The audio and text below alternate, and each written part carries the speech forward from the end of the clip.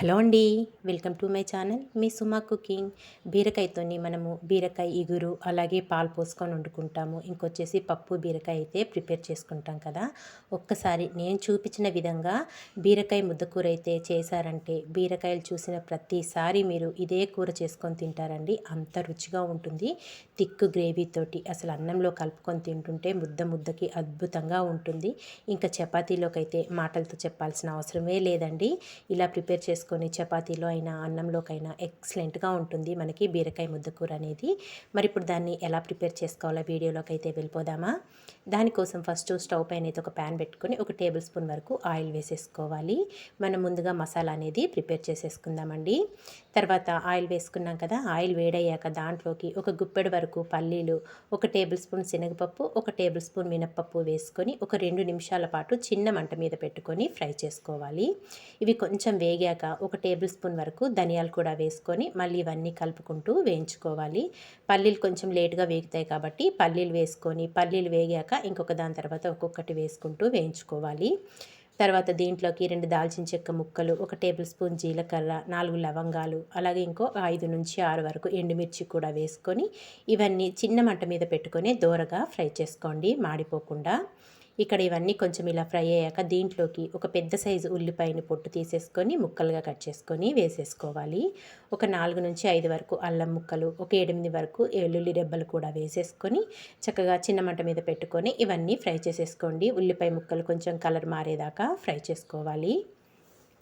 Taste మటుకు చాలా డిఫరెంట్గా ఉంటుందండి. తప్పకుండా అయితే ట్రై చేసి చూడండి. ఒక్కసారి ట్రై చేసి చూసారు అంటే ఆ టేస్ట్ అనేది మీకే తెలుస్తుంది. ఇక్కడ చక్కగా అన్నీ వేగిపోయినాయి. ఇంక ఇవన్నీ కలుపుకొని స్టవ్ ఆఫ్ చేసేసుకొని వీటిని కొంచెం చల్లారి పెట్టేసుకుందాము.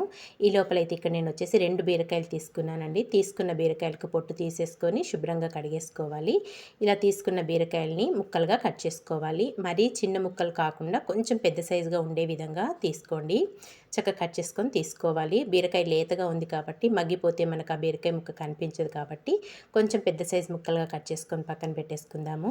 తర్వాత స్టవ్ పైన ఒక ప్యాన్ పెట్టేసుకొని ఆయిల్ వేసుకొని ఆయిల్ వేడయ్యాక దాంట్లోకి ఒక పావు టీ స్పూన్ శనగపప్పు, ఆవాలు, జీలకర్ర, ఇంకొచ్చేసి 2 ఎండుమిర్చిని 2 ముక్కలుగా కట్ చేసుకొని వేసేసుకోవాలి. తాలింపు ఫ్రై అయ్యాక దీంట్లోకి ఒక పావు టీ స్పూన్ వరకు పసుపు వేసేసుకోండి. పసుపు కూడా వేసుకున్నాక మనం కట్ చేసి పెట్టుకున్న బీరకాయ ముక్కలు మొత్తం వేసేసుకోవాలి. తాలింపులో వేసుకొని ఇదంతా కలుపుకోవాలి. ఇదంతా కలుపుకొని ఓన్లీ బీరకాయ ముక్కలకు సరిపడినంత ఉప్పు మట్టుకే వేసుకోవాలండి. చూసుకొని వేసుకోండి ఉప్పు అనేది. ఓన్లీ మనం బీరకాయ ముక్కలకు సరిపడినంత ఉప్పు వేసేసుకొని ఇదంతా కలుపుకొని ఆయిల్లో బీరకాయ ముక్కలు అనేవి సాఫ్ట్గా మగ్గించేసుకోవాలి. ఇదంతా కలుపుకొని ఇంకా మూత పెట్టేసుకుందాము. మనకి బీరకాయ ముక్కలు మగ్గే లోపల మనం ముందుగా వేయించి పెట్టుకున్నాం కదా పల్లీలు, మసాలాలు, ఉల్లిపాయ అవన్నీ చల్లారిపోయినాయి కదా. ఇప్పుడు మిక్సీ జార్లో వేసేసుకొని ఇప్పుడు మనం వేసుకున్న మసాలాలకు సరిపడినంత సాల్ట్ వేసుకోవాలి. ఆల్రెడీ మనం బీరకాయ ముక్కల్లో వేసుకున్నాం కదా. ఇప్పుడు ఓన్లీ వీటికి సరిపడినంత ఉప్పు వేసుకొని కొద్దిగా వాటర్ వేసేసుకొని మెత్తటి పేస్ట్ లాగా గ్రైండ్ చేసేసుకోండి. చూసారు కదా, ఇలా మెత్తటి పేస్ట్ లాగా గ్రైండ్ చేసుకొని ఈ మసాలానంతా పక్కన పెట్టేసుకుందాము. ఒక్కసారి అయితే బీరకాయ ముక్కలు చూసుకుందామండి. ఒకసారి ఇదంతా కలిపేసుకుందాము. చూసారు కదా, ఆయిల్లో సాఫ్ట్గా మగ్గిపోయినాయి బీరకాయ ముక్కలు అనేటివి. లేతగా ఉన్నది తీసుకోండి, చాలా రుచిగా ఉంటుంది మనకి ఈ ముద్దకూర అనేది. బీరకాయ ముక్కలు అయితే ఇక్కడ సాఫ్ట్గా మగ్గిపోయినాయి కదా. ఇంక ఇప్పుడు ఇదంతా కలుపుకున్నాక దీంట్లోకి 1 టేబుల్ స్పూన్ వరకు కారం వేసుకోండి. కారం అనేది మీరు తినేదాన్ని బట్టి వేసుకోండి. నేను 1 టేబుల్ స్పూన్ వరకు కారం వేసుకొని ఒక పచ్చిమిర్చిని 4 ముక్కలుగా పొడవుగా కట్ చేసుకొని వేసేసుకోవాలి. మళ్ళీ ఇదంతా కలిపేసుకుందాము. మనం కారం వేసుకున్నాం కదా, కారం కూడా చక్కగా ఆయిల్లో 1 నిమిషం పాటు మగ్గించేసుకోండి కలుపుకొని. ఇదంతా కలుపుకొని 1 నిమిషం పాటు మగ్గించేసుకుందాము. ఎవరైనా ఫస్ట్ టైం కనుక మన ఛానల్ని చూస్తుంటే ప్లీజ్ అండి మన ఛానల్ని సబ్స్క్రైబ్ చేసుకోండి. అలాగే మన ఛానల్లో veg, non veg, snack items అయితే చాలా పోస్ట్ చేశాను. చాలా తక్కువ టైంలో అయ్యేటివి నేను ఎక్కువగా పోస్ట్ చేస్తుంటాను. వీలైతే అవి కూడా చూడటానికి ట్రై చేయండి. 1 నిమిషం పాటు చక్కగా కారం కూడా వేసుకున్నాం కదా. అవన్నీ మగ్గిపోయాక దీంట్లోకి మనం ముందుగా గ్రైండ్ చేసి పెట్టుకున్న మసాలా అంతా వేసేసుకోవాలి. ఇలా వేసుకొని అంతా బాగా మిక్స్ చేసుకొని మూత పెట్టేసుకొని ఆయిల్ అనేది కొంచెం సపరేట్ అయ్యేదాకా మగ్గించుకోవాలండి. చిన్న మంట మీద పెట్టుకొని మగ్గించుకోండి.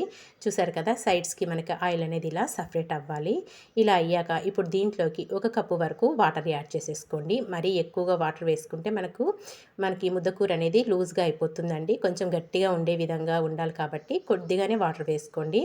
వాటర్ వేసుకొని ఇదంతా ఒక్కసారి బాగా మిక్స్ చేసేసుకోవాలి. ఇలా కలుపుకొని ఒక్కసారి ఉప్పు అనేది చెక్ చేసుకోండి. సరిపోకపోతే ఇంక ఈ టైంలో వేసేసుకోవచ్చు. ఇదంతా కలుపుకున్నాక ఇందులో సన్నగా కట్ చేసుకున్న కొత్తిమీర కూడా వేసేసుకొని మళ్ళీ ఇదంతా కలుపుకొని మూత పెట్టేసి ఒక 7-8 నిమిషాలైనా చిన్న మంట మీదే మగ్గించుకోవాలండి. మధ్య మధ్యలో మూత తీసుకుంటూ కలుపుకుంటూ చక్కగా మగ్గించుకోవాలి. మనము పల్లీలు ఇవన్నీ గ్రైండ్ చేసుకొని వేసుకున్నాం కదా, పేస్ట్ అనేది అడుగంటుతుంది కాబట్టి మధ్య మధ్యలో చక్కగా కలుపుకుంటూ మగ్గించేసుకోవాలి. మధ్యలో ఒక్కసారి అయితే కలుపుకుందాము. ఇదంతా మళ్ళీ ఒక్కసారి బాగా మిక్స్ చేసేసుకుందామండి. ఇంకాస్త దగ్గరికి రావాలి మనకి. మూత పెట్టేసుకొని మళ్ళీ ఒక 2 నిమిషాలు మగ్గించేసుకుందాము. ఆయిల్ అనేది మనకి సపరేట్ అయ్యే విధంగా మగ్గించుకోవాలి. చూస్తుంటేనే నోరు ఊరిపోతుంది కదా, చాలా బాగుంటుందండి బీరకాయతో. ఒక్కసారి ఈ విధంగా ట్రై చేసి చూడండి, మీరే అంటారు బాగుంది అని. మూత పెట్టుకొని ఒక 2 నిమిషాలు మగ్గించుకుందాము. చూసారు కదా, ఇక్కడ ఒక 2 నిమిషాల తర్వాత అయితే మీకు చూపిస్తున్నాను. ఆయిల్ అనేది చక్కగా ఇలా సపరేట్ అయితే మనకి బీరకాయ ముద్ద కూర రెడీ అయిపోయినట్టేనండి. ఇంక ఇప్పుడు స్టవ్ ఆఫ్ చేసేసుకొని ఒక సర్వింగ్ బౌల్లోకి అయితే తీసేసుకుందాము. థిక్ గ్రేవీ తోటి చూస్తుంటేనే నోరు ఊరిపోయే మనకి బీరకాయ ముద్ద కూర అయితే రెడీ అయిపోయింది కదా. ఒక సర్వింగ్ బౌల్లోకి అయితే తీసేసుకొని ఇంకా వేడి వేడిగా చపాతీ అయినా రోటీ అయినా అన్నంలోకైనా కలుపుకొని తింటుంటే అద్భుతంగా ఉంటుందండి ఈ కూర మట్టుకు. మనకి ఒక సర్వింగ్ బౌల్లోకి తీసేసుకున్నాక సన్నగా కట్ చేసుకున్న కొత్తిమీరతో గార్నిష్ చేసేసుకుంటే చాలా టేస్టీగా ఉండే బీరకాయ కూర అయితే మనకి రెడీ అయిపోయింది. మరి ఈ రెసిపీ మీకు నచ్చిందా? నచ్చితే మీరు కూడా తప్పకుండా ట్రై చేయండి. ట్రై చేసాక ఎలా వచ్చిందో ఒక చిన్న కామెంట్ చేయండి ఫ్రెండ్స్. ఇలాంటి మంచి మంచి వీడియోస్ కోసం వెంటనే మన ఛానల్ని సబ్స్క్రైబ్ చేసుకోండి. వీడియో నచ్చితే మీ ఫ్రెండ్స్కి రిలేటివ్స్కి షేర్ చేసేయండి. ఆ బీరకాయ ముక్క ఆయిల్లో చక్కగా మగ్గింది కదా, నోట్లో వేసుకోగానే అలా కరిగిపోతుందండి. అంత సాఫ్ట్గా మగ్గిపోయింది బీరకాయ ముక్క అనేది.